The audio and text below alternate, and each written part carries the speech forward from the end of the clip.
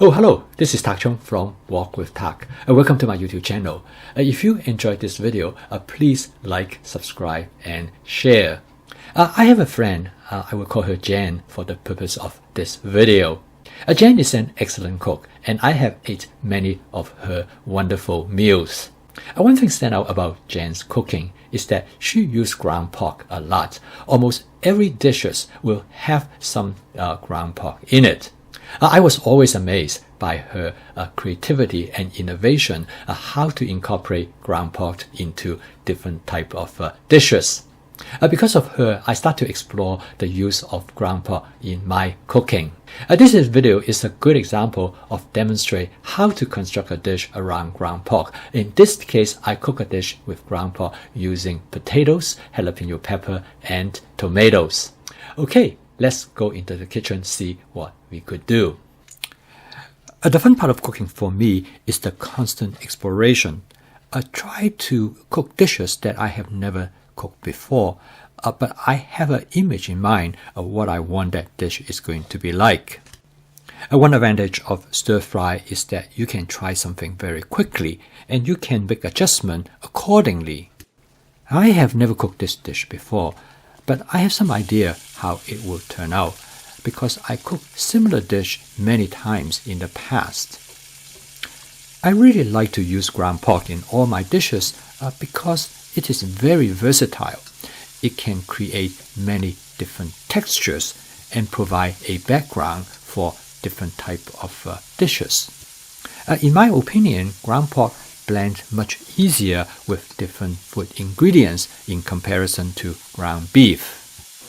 Furthermore, ground pork seems to be able to cook for a long time without getting dry, and that's probably because of how the fat is associated with the proteins. When I was a child, I remember I ate ground pork with potatoes, but that was a long time ago. But I remember fondly of this particular dish, so I'm going to try it in this dish. I cut the potato into small chunks so that it will blend well with the ground pork. I envisioned that each bite I will have both the ground pork and potatoes. Then I'm thinking about how could I spice it up? So I decided that I'm going to add some chopped jalapeno pepper. I also cut a jalapeno pepper to about the same size as the potatoes and ground pork. Again, I'm looking for that experience of having all the three ingredients in a single bite. In this case, all the three different ingredients will have different flavor, but they also will have different texture. And it is the contrast of the different ingredients in their texture as well as in their flavor, I think it provides the best culinary experience. This is the flavor chasing part of my fast cooking system. I try to look for the best culinary experience that I can get. Next, I'm going to add some diced tomato to the dish. The reason for adding the tomato is twofold. One is that I would like to introduce some sourness to the dish. But the other reason is because that I have some tomatoes in the refrigerator that need to be used up. At this point of the cooking process, I noticed that there are some residue left behind on the surface of the wok, and they start to getting burned. I discovered that they could be easily cleaned off by spraying water over them and then use the wok spatula as a scraper to remove them. I don't need to use too much water, just a few squeeze of water onto the area, and then the wok spatula seems to be very readily to detach this burnt sediment. This method worked extremely well. Ever since I started using this method for cleaning the wok as I cook, I never have too much problem of things burning badly to the surface of the wok. I call this method spot cleaning since I clean the material right on the spot. Furthermore, this burnt material are actually very flavorful, so it adds to the dish as a light sauce. Next Next, I add some scallion to the dish, as the scallions provide both texture and flavor, but also it adds color to the dish. My selection of ingredients to add to this dish based on intentional of what I want to achieve, but it also based on availability, what I already have in the refrigerator from my advanced prepping. This dish exemplifies my fast cooking system, where advanced prepping, stir frying, and temperature-based cooking come together. In terms of how I'm going to flavor this dish, it's also based on an image that I have in the past. I remember the dish that I had when I was a child, it always have ketchup in it. So I'm going to start out by adding some ketchup. In many ways, this is a totally based on intuition, based on how I remember a particular flavor that I once enjoyed. And what I now try to do is to recreate that flavor. And with the fast cooking system, you don't rely on recipes. Instead, you base on what your intention is, and you construct it according to your past experiences. After I did a quick taste test, I decided I probably would like to add some more ketchup. This is my approach, what I refer to as flavor chasing. I continuously make modifications as I cook to reach the type of flavor that is desirable to me. To create saltiness for the dish, instead of adding salt, I decided I'm going to add soy sauce.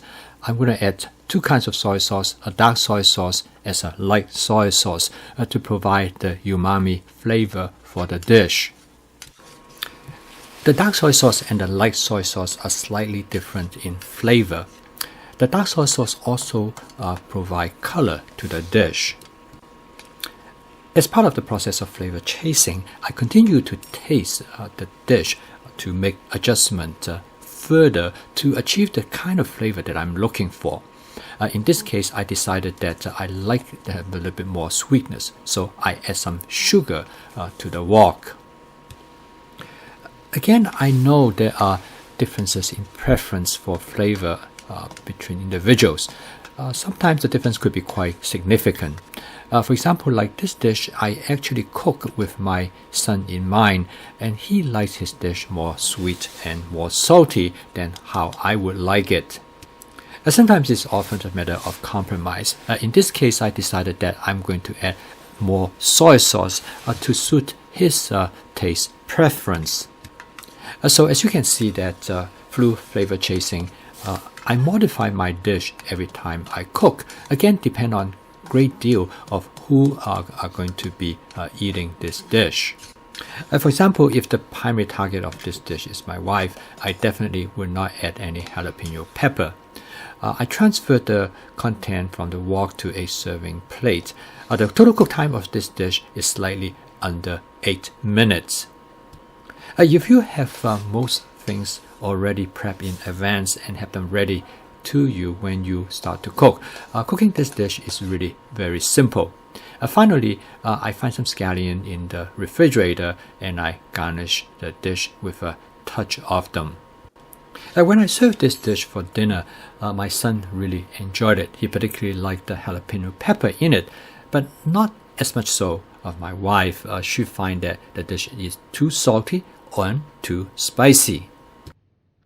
In this dish, I demonstrate the template cooking in using ground pork as the foundation and then build a dish around ground pork. When I combined it with flavor chasing, I use ingredients that I think will go with ground pork and create the type of flavor and texture that I would like. In this dish, I created a combination ground pork with potatoes and jalapeno pepper, which my son really enjoyed. And then I flavor the dish according to what I think he would prefer. When I cook with this approach, I increasingly recognize that how cooking is a dynamic process. With different ingredients, when you put them into the wok, you will create very different scenarios. I think it is very exciting to cook like this because you create something new each time when you cook. There's always an excitement of anticipation of something that you're going to come up with. Of course, occasionally things might not turn out as you would like, but stir frying is a very forgiving cooking technique.